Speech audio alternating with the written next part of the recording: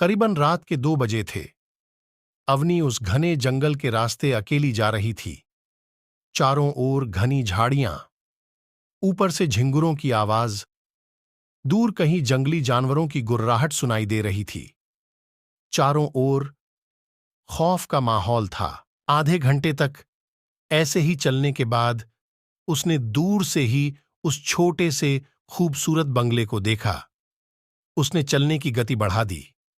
अवनी ने गेट खोला और बंगले के प्रवेश द्वार के पास पहुंची। दरवाजा ऐसे खुला जैसे कोई उसका इंतजार कर रहा हो। आ गई अवनी, मैं कब से तुम्हारा इंतजार कर रहा हूं। एक पुरुष की आवाज उसके कानों पर पड़ी। उसने चारों ओर देखा। घने अंधेरे की वजह से उसे कुछ दिखाई नहीं दे रहा था। आओ अवनी, मैं तुम्हारा इंतजार कर रहा हूं।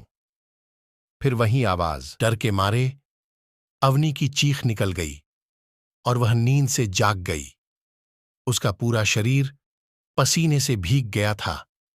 उसने बेड के पास वाली टेबल से पानी की बोतल उठाई और मुंह को लगाकर एक ही झटके में खाली कर गई। हफ्ते भर में दूसरी बार उसने वह सपना देखा था।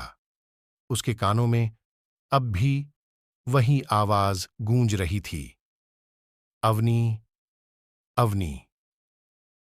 उसे वह आवाज कुछ जानी पहचानी सी लग रही थी। अवनी और आदित्य की शादी हुए 3 महीने बीत चुके थे।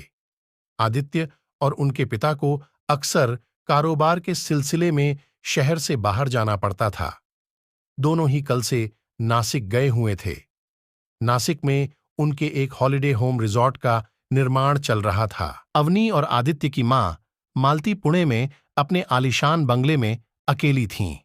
मालती के घुटने में दर्द था और उनका बेडरूम नीचे था। बंगले के ऊपरी मंजिल पर बने बेडरूम में अवनी अकेली सो रही थी। अवनी को इतने बड़े घर में रहने की आदत नहीं थी। शादी से पहले अपने मां, पिता और छोटे भाई के साथ वह पुणे में 2 बेडरूम के छोटे से फ्लैट में रहती थी। अवनी गजब की खूबसूरत थी। उसे देखने वाले की आंखें उसकी खूबसूरती की वजह से उस पर टिकी रहती थीं। गोरा रंग, मध्यम कद, लंबे बाल और गहरी नीली आंखों वाली अवनी कॉलेज में कई लड़कों के दिल की धड़कन थी। एक शादी में आदित्य की नजर अवनी पर पड़ी और उसने उसके परिवार के सामने अवनी से शादी का प्रस्ताव रखा। सामान्य परिस्थितियों में पली बढ़ी अवनी को रईसी शौक और विलासिता से काफी लगाव था। इसलिए जब आदित्य जैसे धनी लड़के का रिश्ता आया तो वह खुशी से फुले नहीं समाई। इन सब में वह आकाश को भूल गई। आकाश, एक बहुत ही होनहार गरीब लड़का, अवनी के साथ कॉलेज में पढ़ता था। बचपन में ही अपने पिता को खो चुका आकाश अपनी मां के साथ अकेले रह रहा था। वह अवनी को जी जान से चाहता था।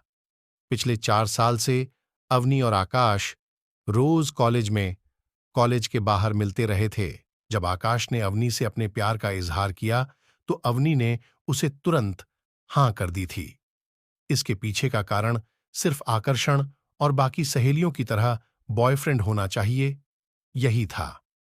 अपने छिछले स्वभाव के कारण वह इन दिनों आकाश के साथ संबंधों से ऊब चुकी थी। क्योंकि लगातार पढ़ने में मग्न रहने वाला आकाश उसे अन्य बॉयफ्रेंड की तरह महंगे तोहफे, शॉपिंग, सैर सपाटे आदि का सुख नहीं दे सकता था। क्योंकि लगातार पढ़ने में मग्न रहने वाला आकाश उसे अन्य बॉयफ्रेंड की तरह महंगे तोहफे, शॉपिंग, सैर सपाटे आदि का सुख नहीं दे सकता था। इसलिए आदित्य के आने के बाद से ही वह आकाश से कटी कटी रहने लगी थी। जब शादी की तारीख तय हुई तो आकाश के मन का विचार किए बिना अवनी ने उसे शादी का कार्ड थमा दिया। हुआ नाजुक हीरे का सेट पहने सीढ़ियों से नीचे आ रही थी। उसका ध्यान हॉल के एक कोने में गया। वहां आकाश एक कुर्सी पर बैठा था। वह सोचने लगी, वह यहां क्यों आया है? क्या उसने आदित्य को उसके और मेरे संबंधों के बारे में तो नहीं बताया? तेजी से वह आकाश की तरफ बढ़ने लगी। इतने में आदित्य ने उसे आवाज देकर बुलाया। अभी आई, कहकर उसने आदित्य की तरफ मुड़ के देखा और वापस आकाश जहां बैठा था वहां नजर डाली, पर अब वहां कोई नहीं था। कहां गायब हो गया? ऐसा सोचते हुए वह मेहमानों की तरफ बढ़ गई। आज बहुत दिनों बाद अवनी मायके आई हुई थी। अवनी की मां बहुत ही उत्साहित थी। उत्साह भरी वह अवनी का पसंदीदा भोजन बनाने में जुट गई। मायके आते ही पास में ही रहने वाली अवनी की खास सहेली स्नेहा उससे मिलने आई। अवनी ने सहजता से उसे आकाश के बारे में पूछा। स्नेहा चुप सी हो गई। क्या हुआ स्नेहा? तुम चुप क्यों हो? अवनी, तुम आकाश के बारे में कुछ नहीं जानती? नहीं, क्या हुआ?